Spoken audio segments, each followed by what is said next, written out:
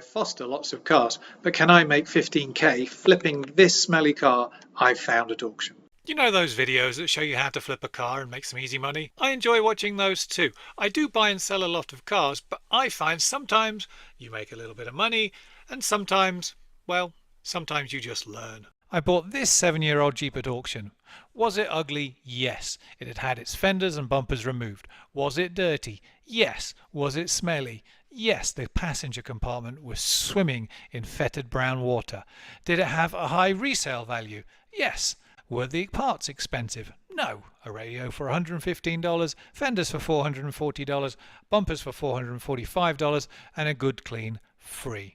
Did it try to kill me? Yes. More on that later. Here we go.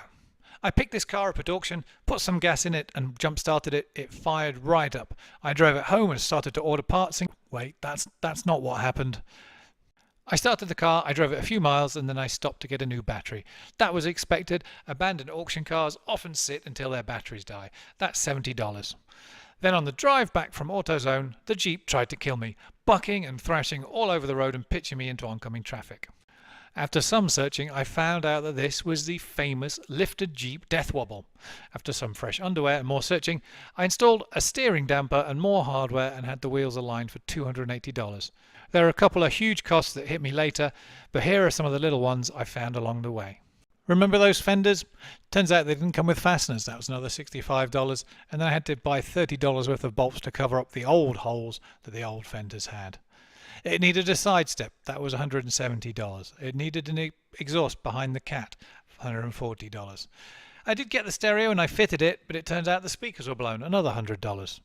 It wouldn't pass an inspection because the seatbelt restraint light was on, so I had to get a seatbelt tensioner for $140. The off-road light wiring was suspect, to say the least, so I had to put some more wires, some relays, and I ended up putting a few more lights on. Another $100.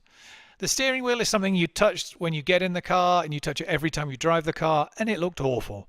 I got a new one of those for $140 and along with some new wheels, because the wheels that were on the Jeep were kind of small and made it look silly.